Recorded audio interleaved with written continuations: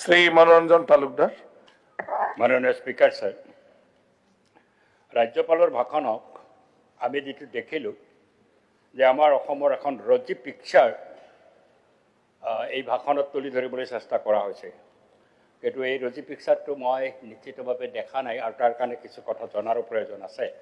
মই জানিব বিচাৰিছোঁ এডভান্টেজ 2.0ত যিধৰণে বিষয়বিলাক তাত অনা হ'ল উজ্জ্বল এটা চিত্ৰ, কিন্তু এডভান্টেজ 1.0ত কিমান নতুন বিনিয়োগ হ'ল তাৰ কোনো খবৰ তাত নাই। কিমান নতুন উদ্যোগ স্থাপিত হ'ল, বৰ ধুমধামেৰে আমি 1.0 কৰিছিলোঁ, কিন্তু তাৰো কোনো চিত্ৰ তাত নাই, উল্লেখ তাত নাই। কিন্তু মই যিটো উদ্বেগৰ বিষয়, যিটো বিষয়ক চৰকাৰে এৰাই গৈছে, ৰাজ্যপালৰ ভাষণটো চৰকাৰে প্ৰস্তুত কৰে যে আমাৰ সৰু মজলীয়া উদ্যোগ আমাৰ ৰাজ্যখনত প্ৰায় 2 লাখতকৈ বেছি বন্ধ হৈ গৈছে আৰু এইটো এটা বৰ উদ্বিগ্নতাৰ বিষয়। ভাৰত চৰকাৰৰ মজলীয়া ক্ষুদ্ৰ আৰু লঘু উদ্যোগ মন্ত্ৰালয়ৰ প্ৰতিবেদন মৰ্মে 2009ত অসমত MSME সংখ্যা আছিল 12,14,000, কিন্তু ভাৰত চৰকাৰৰ উদ্যম পৰ্টেলৰ শেহতীয়া তথ্য মতে 10,03,018টা আছে। তাৰ মানে এইটো হ'ল যে 2,10,182টা এই ক্ষুদ্ৰ উদ্যোগ আমাৰ ৰাজ্যখনত বন্ধ হৈ গৈছে। যেতিয়া এনেকুৱা উদ্যোগ বন্ধ হৈ যায়, তাৰপিছত এডভান্টেজটোৰ এটা বিৰাট ৰজী পিকচাৰ দি দিব আৰু এই বন্ধ হৈ যোৱাৰ ফলত কিমান হাজাৰ মানুহে, কিমান লক্ষ মানুহে, প্ৰায় 3 লক্ষৰ অধিক মানুহে তেওঁলোকৰ কৰ্মসংস্থান হেৰুৱালে। কিন্তু আমি জানো যে আমাৰ ৰাজ্যখনৰ GDPৰ 34.54% আহে MSMEৰ পৰা। সূত্ৰ হৈছে MSME মন্ত্ৰালয়ৰ বাৰ্ষিক প্ৰতিবেদনৰ কামক যিটো জনাইছে যে 34.54% GDP আহে। এনেকুৱা অৱস্থাৰ মাজত মই ৰজী পিকচাৰটো বিচাৰি পোৱা নাই। তৰংগই কোৱাৰ দৰে যে নামৰূপৰ সাৰ কাৰখানাত 12 লক্ষ টনতকৈ বেছি সাৰ উৎপাদন হ'ব, কিন্তু এইটো বাজেট প্ৰস্তাৱ, বহু বাজেট প্ৰস্তাৱ স্বাধীনতাৰ পিছত কেন্দ্ৰীয় চৰকাৰেও লৈছে আৰু সেইবিলাক বাস্তৱায়িত হোৱা নাই। যেতিয়া বাস্তৱায়িত হ'ব তেতিয়া মই নিশ্চিতভাৱে তৰংগক ধন্যবাদ জনাম, এইটো যেতিয়া বাস্তৱায়িত হ'ব। কিন্তু মই আশা কৰা নাই, এনেকুৱা বহু প্ৰস্তাৱ পৰি আছে, কোনো বাস্তৱায়িত নহ'ল। আমাৰ ৰাজ্যখনত এতিয়া সদ্যহতে বিদ্যুতৰ চাহিদা হৈছে 2,809 মেগাৱাট, কিন্তু আমাৰ সংস্থাপিত ক্ষমতা হৈছে মাত্ৰ 406.35 মেগাৱাট। দৈনিক উৎপাদন হয় 270.43 মেগাৱাট। এই যে ইমান কম উৎপাদন আমি কৰি আছোঁ, সেইকাৰণে APDCLয়ে যোৱা বছৰৰ দীৰ্ঘম্যাদী চুক্তিৰ যোগে 1700 মেগাৱাট লাভ কৰিছিল, কিন্তু ফলত ৰাজ্যখনত স্থিৰস্থায়ী এটা বিদ্যুতৰ অভাৱ আমি দেখি আছোঁ, নাটনি এটা দেখি আছোঁ। ইয়াক কেনেকৈ মেকআপ কৰিব? উদ্যোগ যদি কৰিব লগা হয়, বিদ্যুৎ এটা এছেঞ্চিয়েল উপাদান, বিদ্যুৎ নহ'লে আমি কৰিব নোৱাৰোঁ। আমাৰ ৰাজ্যখন সৰ্বভাৰতীয় যিটো জনমূৰি বিদ্যুতৰ ব্যৱহাৰ, সেই ব্যৱহাৰ ক্ষেত্ৰত আমি বহু পিছ পৰি আছোঁ। অসমত আমি 346 কিলোৱাট ব্যৱহাৰ কৰোঁ জনমূৰি, কিন্তু ভাৰতৰ যিটো হাৰ সেইটো হৈছে 1395 মেগাৱাট। এনে ক্ষেত্ৰত এই গোটেই বিষয়বিলাক এৰাই গৈ পেলাই এটা ৰজী পিকচাৰ দিয়াৰ যিটো চেষ্টা কৰিছে, সেইটোত মই একমত হ'ব নোৱাৰিলোঁ।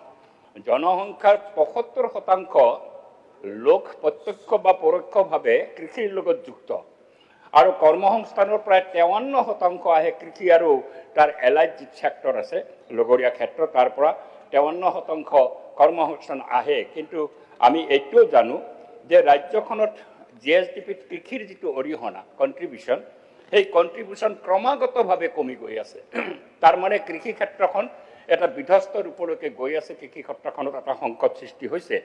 11-12ত আৰু GSDPৰ যিটো অংশ আছিলে 19.89%, 19-20ত সেইটো নামি আহিলে 17.8%লৈকে আৰু 24-25ত ই 16% হৈছে। তাৰ মানে GSDPৰ যিটো অংশগ্ৰহণ কৃষিৰ, ই কমি গৈছে, কৃষি ক্ষেত্ৰখনত এটা সংকট সৃষ্টি হৈছে।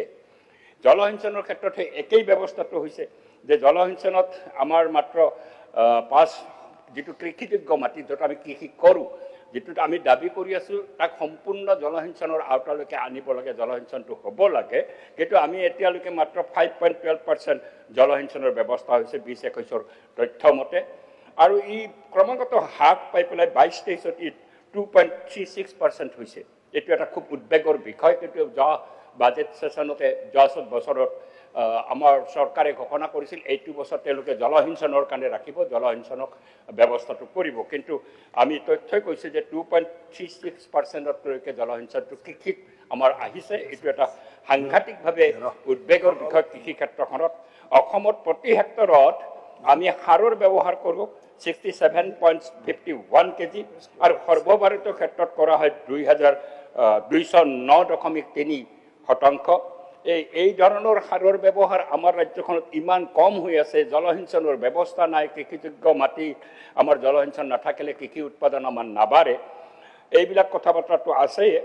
তাৰ ফলত কৃষকে যিটো উৎপাদিত ফচলৰ দাম পোৱাৰ কথা, সেই দাম সংগ্ৰহ হৈছে আমাৰ 23-24ত মাত্ৰ 53%। আমি লক্ষ্য স্থিৰ কৰিছিলোঁ 10 লাখ মেট্ৰিক টন ধান সংগ্ৰহ কৰিম, মাত্ৰ 53.9%হে আমি ধান সংগ্ৰহ কৰিবলৈ সক্ষম হৈছোঁ।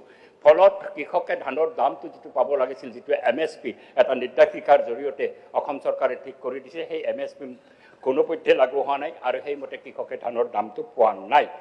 ফচল বীমাৰ ক্ষেত্ৰতো আৰু ভয়ংকৰ দুৰ্নীতি হৈছে, যিটো একেবাৰে কৃষকক মাৰ সদাইছে। আমি যেনেকৈ প্ৰিমিয়াম কৃষকৰ পৰা সংগ্ৰহ কৰিছে, ভয়ংকৰ সংগ্ৰহ 22 চনত 2,955 কোটি টকা কোম্পানীবিলাকে কৃষিৰ এই প্ৰিমিয়াম কৃষকৰ পৰা সংগ্ৰহ কৰিছিল। 23 চনত 2,653 কোটি টকা সংগ্ৰহ কৰিছিল। কিন্তু কৃষকৰ দাবী অনুযায়ী যিটো ধন আদায় দিয়া হৈছে 22 চনত মাত্ৰ 18.95 কোটি টকা, 23ত 32.56 কোটি টকা মাত্ৰ আদায় দিছে। তাৰ ফলত এই বীমা কোম্পানীবিলাক সাংঘাতিক লাভ কৰিছে আৰু কৃষকৰ লাভ হোৱা নাই, কৃষক ক্ষতিগ্ৰস্ত হৈ আছে।